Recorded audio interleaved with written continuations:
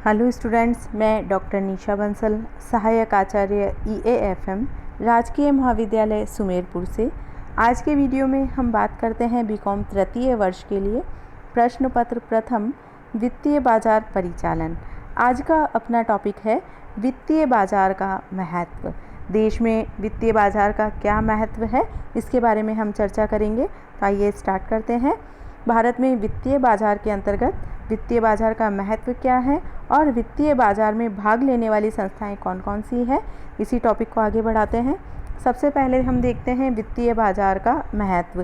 किसी भी देश में वित्तीय बाजार का क्या महत्व है, तो सबसे पहला देखते हैं घरेलू बचतों को प्रोत्साहन देना, एंकरेज टू डोमेस्टिक सेविंग। वित्तीय बाजार का सबसे बड़ा महत्व यही है देश में कि वित्तीय बाजार देश में घरेलू बचतों को प्रोत्साहन देता है।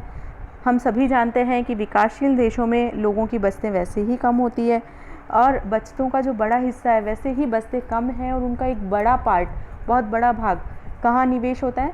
अनुत्पादक कार्यों में। सोने चांदी के जेवर खरीद लिए या गहने कोई संपत्ति खरीद ली या जो अनावश्यक उपभोग है, अनुत्पादक उपभोग है, उसमें व्यय हो जाता है। लेकिन यहाँ पर या फिर नगद रख लिए लोगों ने अपने पास, तो ये सभी क्या है? अनुत्पादक कार्य हैं जिनसे सारा धन वहीं पर ब्लॉक हो जाता है। लेकिन वित्तीय बाजार घरेलू बचतों को प्रोत्साहित करते हैं, जनता को प्रतिभूतियों में निवेश के लिए उत्साहित करते हैं और इस प्रकार जो बचतें होती है इनका उपयोग देश के विकास में, देश में पूंजी निर्माण में किया जाता है। तो इस प्रकार से सबसे बड़ा महत्व है वित्तीय बाजार का कि देश की घरेलू बचतों को प्रोत्साहित करते हैं। नेक्स्ट देखिए पॉइंट, बचतों को एकत्रित करना, एक्यूमुलेशन ऑफ सेविंग। जो वित्तीय बाजार का सबसे बड़ा एक इम्पोर्टेंस ये भी है कि न सिर्फ घरेलू बचतों को प्रोत्साहित करता है बल्कि इन बिखरी हुई बचतों को एकत्रित करने का कार्य भी वित्तीय बाजार करता है। इन बचतों को एकत्रित करके वित्तीय संस्थाओं द्वारा इन्हें एकत्रित किया जाता है। जो वित्तीय संस्थाएं हैं मुख्य रूप से हमारे देश में, उनमें पोस्ट ऑफिस, बैंक, विभिन्न जमा कंपनियां, जीवन बीमा यानी कि LIC, UTI unit trust of India आदि सभी ऐसी संस्थाएं हैं जो इन बचतों को एकत्रित करने का कार्य करती है और इन बचतों का उपयोग विभिन्न प्रकार की योजनाओं में किया जाता है। इस प्रकार से जिस प्रकार से आपने देखा होगा पोस्ट ऑफिस द्वारा विभिन्न प्रकार की बचत योजनाएं लगाई गई है, बैंकों में बचत खाते हैं, फिक्स डिपॉजिट अकाउंट खोले जाते हैं, रिकरिंग अकाउंट होते हैं या बहुत सारी अन्य सुविधाएं उपलब्ध करवाई जाती है पैसे जमा कराने के लिए। ये सभी तकनीक अपनाकर वित्तीय बाजार की संस्थाएं इन बचतों को एकत्रित करने का कार्य करती है। नेक्स्ट देखिए, बचतों को विनियोग करना, इन्वेस्टमेंट ऑफ सेविंग। ये जो संस्थाएं हैं देश में, वित्तीय बाजार है, वो सिर्फ बचतों को एकत्रित करने का कार्य ही नहीं करता बल्कि इन बचतों को विभिन्न प्रकार के उत्पादक कार्यों में विनियोजित करने का कार्य भी वित्तीय बाजार द्वारा संपादित किया जाता है। तो इस प्रकार से वित्तीय बाजार पूंजी निर्माण के द्वारा देश में विकास की दर को बढ़ाते हैं, विनियोग की दर बढ़ती है देश में। जब विभिन्न प्रतिभूतियों में इस प्रकार से प्रतियोगिता होती है तो आप देखिए निवेश बढ़ेगा, वित्तीय बाजार से विनियोगों का उचित प्रबंध किया जाएगा और देश के उत्पादक कार्यों में लगातार वृद्धि होगी। तो इस प्रकार से बचतों के विनियोग का महत्वपूर्ण कार्य भी इन वित्तीय बाजार द्वारा संपादित किया जाता है। नेक्स्ट देखिए, गैर वित्तीय क्षेत्रों को सहायता प्रदान करना, helpful to non financial sectors. जितने भी गैर वित्तीय क्षेत्र हैं उनमें पूंजी की आपूर्ति किसके द्वारा की जाती है? वित्तीय प्रणाली द्वारा। विभिन्न प्रकार की जो प्रतिभूतियां हैं, अंश, ऋण पत्र, बॉन्ड, स्टॉक, बंधक आदि सभी प्रतिभूतियों की राशि जितनी भी वित्तीय बाजार में प्राप्त होती है, इस सभी राशि को गैर वित्तीय क्षेत्र में, गैर वित्तीय व्यवसायिक क्षेत्र में हस्तांतरित करने का कार्य वित्तीय संस्थाओं द्वारा किया जाता है।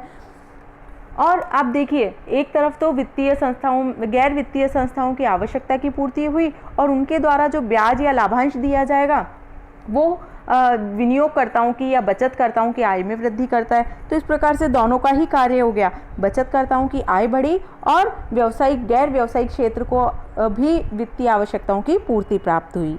तो इस प्रकार से गैर वित्तीय क्षेत्रों को सहायता प्रदान करने का कार्य भी वित्तीय बाजार द्वारा संपादित किया जाता है।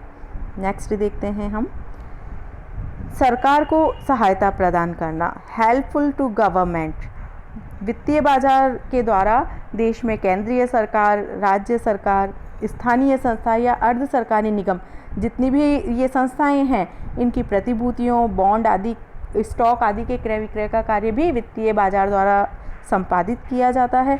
इनके क्रय विक्रय का कार्य, उन्हें क्रय विक्रय की सुविधा प्रदान की जाती है सरकार को। तो इस प्रकार से सरकार को धन की प्राप्ति होती है और इस धन के द्वारा सरकारी जितनी भी रुकी हुई योजनाएं हैं, उन सभी योजनाओं का पुनः जिसको हम बोल सकते हैं क्रियान्वयन शुरू हो जाता है, पुनः उन योजनाओं की क्रियान्विति शुरू हो जाती है। तो सरकार को वित्तीय सहायता प्रदान करने का कार्य भी वित्तीय बाजार के द्वारा संपादित किया जाता है।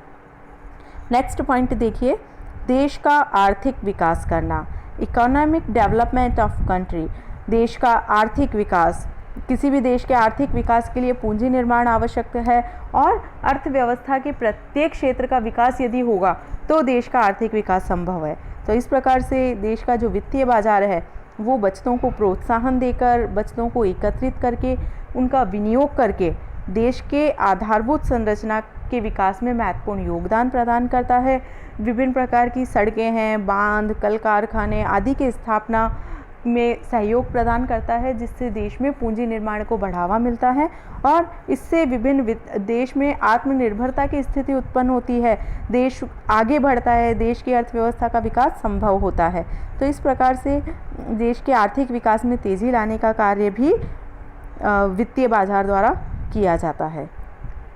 नेक्स्ट देखिए, मौद्रिक तरलता में वृद्धि, इंक्रीज इन मॉनेटरी लिक्विडिटी।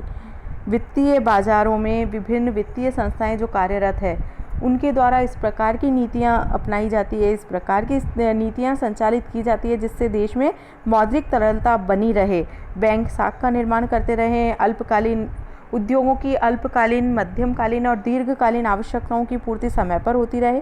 तो इस प्रकार से साथ ही कार्यशील पूंजी उन्हें उपलब्ध होती रहे। तो इस प्रकार से वित्तीय बाजार इस प्रकार से कार्य करते हैं ताकि देश में मौद्रिक तरलता बनी रहे, मौद्रिक तरलता में किसी प्रकार की कमी नहीं हो और मांग के अनुरूप मुद्रा की पूर्ति हमेशा की जा सके। नेक्स्ट देखिए, ऋणदाताओं की कार्यकुशलता में वृद्धि, increase in efficiency of lenders. वित्तीय बाजारों में जो वित्तीय सुविधाएं उपलब्ध कराई जाती है, उससे देश में वित्त की मांग और पूर्ति में संतुलन बना रहता है और जब ऋणदाता और ऋणी पूरी कुशलता से कार्य करते हैं तो आप देखिए कि ऋणियों को यदि समय पर वित्तीय सुविधाएं उपलब्ध होती है तो ऋणी देश की अर्थव्यवस्था में सहयोग करेंगे और ऋणदाताओं को समय पर ब्याज प्राप्त होगा। तो इस प्रकार से जब ऋणदाताओं को समय पर ब्याज प्राप्त होगा, उनकी राशि सुरक्षित रहेगी, तो ज़्यादा से ज़्यादा वो अपना धन ऋण के रूप में देने के लिए तत्पर होंगे और उनकी कार्यकुशलता लगातार बढ़ेगी। वो रिस्क उठाने के लिए तैयार हो जाएंगे। उन्हें पता है कि उनका पैसा सेफ है, सुरक्षित है, उनके द्वारा जो ऋण के रूप में धनराशि दी गई है वो सुरक्षित है, समय पर उन्हें ब्याज मिल रहा है, ब्याज की राशि में लगातार वृद्धि हो रही है। तो इस प्रकार से ऋणदाताओं की कार्यकुशलता में लगातार वृद्धि होती है। नेक्स्ट देखिए, रिजर्व बैंक की मौद्रिक नीति को लागू करना, implement of monetary policy of reserve bank. वित्तीय बाजार आरबीआई की मौद्रिक नीति को लागू करने में सहयोग प्रदान करते हैं। विभिन्न प्रकार की साख नीति, बैंकिंग नीति या अन्य प्रकार की जितनी भी नीतियां हैं, उनके क्रियान्वयन में वित्तीय बाजार का महत्वपूर्ण योगदान रहता है। तो इस प्रकार से ये हमने देखे वित्तीय बाजार के क्या महत्व थे। नेक्स्ट हम देखते हैं वित्तीय बाजार में भाग लेने वाली संस्थाएं। ऐसी कौन कौन सी संस्थाएं हैं जो देश में वित्तीय बाजार में भाग लेती है। इन संस्थाओं को हम 2 पार्ट्स में डिवाइड करते हैं, जमा स्वीकार करने वाली संस्थाएं और जमा स्वीकार नहीं करने वाली संस्थाएं। जमा स्वीकार करने वाली संस्थाओं से क्या तात्पर्य हुआ? ऐसी संस्थाएं जो जनता की जमाओं को स्वीकार करती है और उसके पश्चात उन्हें उस राशि को अन्य उद्योगों में विनियोग करने का कार्य करती है। तो इस प्रकार से जमा स्वीकार करने वाली संस्थाओं में जो सम्मिलित हैं उनमें है व्यापारिक बैंक, विनियोग एवं विकास बैंक और सहकारी बैंक। तो इस प्रकार से ये ऐसी संस्थाएं हैं, जमा स्वीकार करने वाली संस्थाएं, जो जनता से या अन्य संस्थाओं से जमाएं स्वीकार करती है और बाद में उनका प्रयोग ऋण देने में, सरकारी प्रतिभूतियों में विनियोजन करने में या अन्य ऋण उपकरणों के प्रयोग में करती है। नेक्स्ट हम देखते हैं जमा स्वीकार नहीं करने वाली संस्थाएं। ये ऐसी संस्थाएं होती है जो जमाएं स्वीकार नहीं करती, केवल अपनी सेवाएं प्रदान करने का कार्य करती है, जिसमें मुख्य रूप से सम्मिलित की गई हैं बीमा कंपनियां, अभिगोपक, पारस्परिक कोष, मर्चेंट बैंक, दलालों की फर्म और भविष्य निधि। ये सब ऐसी संस्थाएं हैं जो डायरेक्टली जमाएं स्वीकार नहीं करती, सिर्फ अपनी सेवाएं ही प्रदान करती है और विभिन्न सेवाओं के अंतर्गत प्राप्त राशि को अन्य उद्योगों में विनियोग करने का कार्य इनके द्वारा संपादित किया जाता है।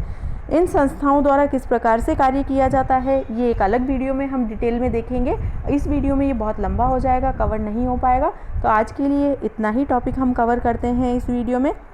इसी के साथ वही रिक्वेस्ट आपसे दोहराती हूँ, कोरोना की दूसरी लहर चल रही है, देश हमारा संकट में है, बहुत बड़ी महामारी जो हमारे देश में आई है उसे दूर करना हम सभी का दायित्व है।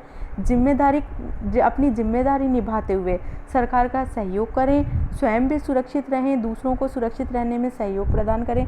जितना ज़्यादा हो सके सरकार की गाइडलाइन का पूर्ण रूप से पालन करें, घर से नहीं निकलें। इसी के साथ stay home, stay safe, take care, online classes लें और सेफ बने रहें। इसी के साथ थैंक यू वेरी मच।